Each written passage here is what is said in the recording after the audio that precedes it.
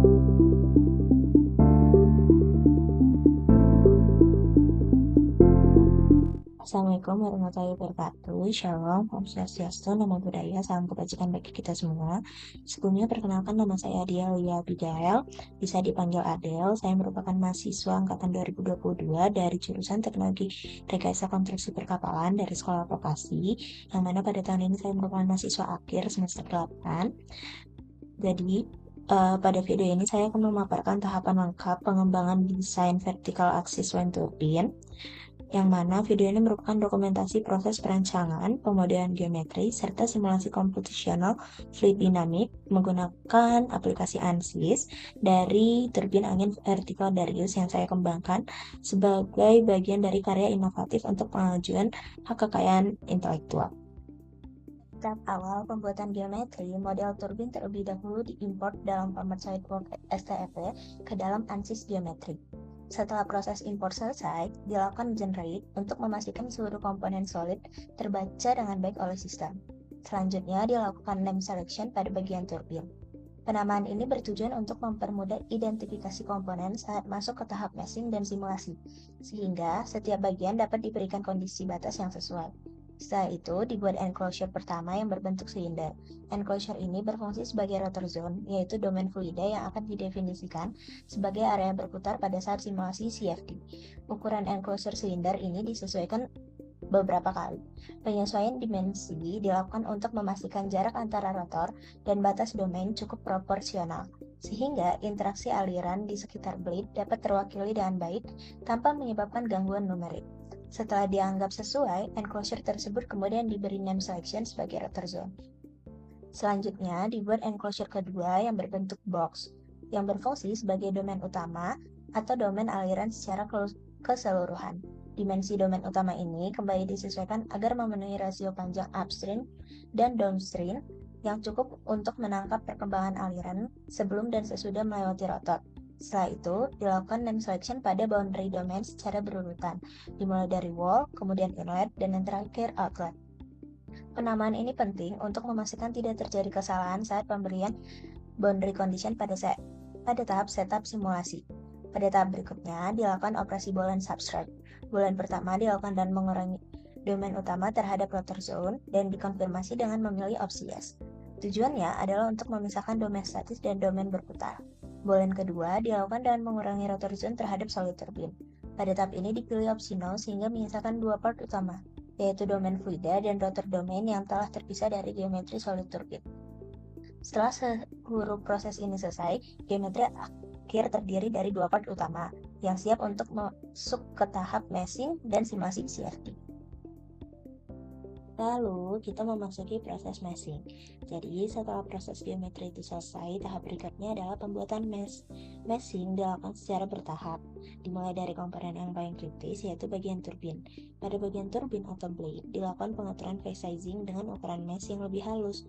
Hal ini bertujuan untuk menangkap distribusi tekanan dan gradien kecepatan di sekitaran permukaan blade secara lebih akurat, karena area ini merupakan zona dengan interaksi fluida yang paling kompleks. Selanjutnya, dilakukan pengaturan mesh pada rotor zone. Ukuran elemen pada rotor zone dibuat lebih terkontrol untuk menjaga keseimbangan antara akurasi dan waktu komputasi. Mengingat area ini merupakan domain berputar yang akan mengalami perubahan distribusi aliran. Dan yang terakhir, yaitu pengaturan mesh pada domain utama atau domain besar.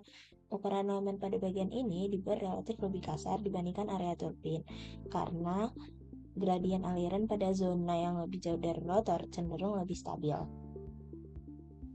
Pada tahap setup simulasi, pertama kita masuk ke menu general, yaitu bagian units. Di bagian ini, kita mengubah satuan kecepatan sudut atau angular velocity dari radian per second menjadi revolution per minute atau rev per minute.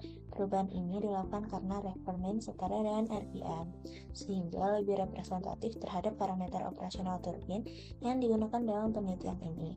Selanjutnya, pada menu model turbulensi diubah dari K omega menjadi K epsilon dengan tipe realizable dan menggunakan scalable wall function. Model realizable K epsilon dipilih karena memiliki kestabilan numerik yang baik dan mampu memprediksi aliran turbulen dengan cukup akurat pada domain rotasi. Scalable wall function digunakan untuk menjaga akurasi perhitungan di dekat dinding tanpa terlalu sensitif terhadap nilai plus. Kemudian pada cell zone condition, pada bagian domain kita mengubah frame-nya XYZ-nya menjadi 0, 0, dan 0. Hal ini menunjukkan bahwa domain utama itu tuh didefinisikan dalam kondisi diam. Sedangkan untuk rotor zone, pengaturan diubah menjadi frame motion sehingga domain tersebut dapat berputar nantinya. Area sumber rotasi diatur pada sumbu Y dengan nilai minus 1, sedangkan komponen Z di bawahnya diatur menjadi 0. Kecepatan rotasi kemudian dimasukkan sebesar 250 rpm atau 250 rev per minute sesuai dengan parameter desain. Lalu kita masuk ke boundary condition. Bagian wall domain kita ubah dari tipe wall menjadi simetri. Pengaturan ini dilakukan untuk mengurangi efek gesekan pada batas domain dan mensimulasikan kondisi aliran bebas. Kecepatan inlet yang sebelumnya bernilai 0 menjadi 10 meter per second untuk merepresentasikan kondisi angin yang mengalir menuju rotor.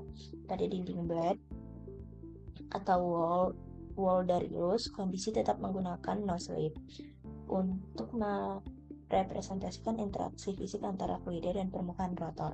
Sementara itu, wall 13 dan wall 14 berubah menjadi specific shear guna mengontrol distribusi geser pada batas tertentu sesuai kebutuhan simulasi. Selanjutnya pada menu methods, kita mengubah dari couple menjadi simple. Metode simple ini dipilih karena lebih stabil untuk simulasi steady dengan domain rotasi. Seluruh direction scan kemudian diatur menjadi second order untuk meningkatkan akurasi numerik perhitungan. Setelah seluruh parameter selesai diatur, dilakukan proses hybrid initialization untuk memberikan kondisi awal aliran yang lebih stabil. Lalu simulasi kemudian dijalankan sebanyak 2000 iterasi guna memastikan konvergensi solusi dan memperoleh hasil perhitungan yang representatif. Setelah proses running dilakukan hingga 2000 iterasi, rupanya solusi menunjukkan kondisi konvergen pada iterasi ke-749. Hal ini menandakan bahwa residual telah mencapai kestabilan dan solusi numerik dapat dianggap representatif untuk dianalisis lebih lanjut. Selanjutnya, dilakukan tahap post-processing untuk memvisualisasikan pola aliran di sekitar turbin. Pada menu Path-Lines, jumlah step diatur ulang dari 500 menjadi 400 untuk mendapatkan visualisasi aliran yang lebih terkontrol dan tidak terlalu padat. Parameter path skip juga diubah dari 0 menjadi 10. Pengaturan ini bertujuan untuk mengurangi jumlah garis aliran yang ditampilkan sehingga pola distribusi aliran dapat terlihat lebih jelas dan tidak saling menumpuk. Setelah pengaturan selesai, dilakukan proses display untuk menampilkan jalur aliran di sekitar rotor. Fitur pulse kemudian diaktifkan untuk memberikan efek visual dinamis sehingga pergerakan aliran terhadap rotor yang berputar dapat kita nikmati secara lebih realistis. Visualisasi ini saya tampilkan sebanyak 2 siklus untuk memperlihatkan interaksi aliran secara berulang. Selanjutnya, dilakukan analisis distribusi tekanan dan membuka menu contours. Kemudian kita bisa memilih parameter static pressure. Distribusi tekanan statis dapat kita lihat pada permukaan turbin untuk mengidentifikasikan tekanan pada sisi upstream dan downstream blade. Visualisasi kontur tekanan ini memberikan gambaran mengenai karakteristik aerodinamika rotor serta potensi pembangkitan torsi yang dihasilkan selama proses simulasi. Berdasarkan topik yang telah dilakukan, keseluruhan proses mulai dari pembentukan geometri, pemisahan domain rotasi, meshing bertingkat, pengaturan model turbulensi, hingga visualisasi distribusi tekanan dilakukan secara sistematis dan terintegrasi. Konfigurasi ini menghasilkan simulasi yang stabil, terbukti dari konvergensi solusi pada iterasi ke-749, serta visualisasi pola aliran dan distribusi tekanan yang konsisten terhadap karakteristik rotor. Metodologi dan konfigurasi domain rotasi yang ditampilkan dalam video ini merupakan bagian dari pengembangan desain turbin yang memiliki pendekatan teknis yang spesifik dan terstruktur.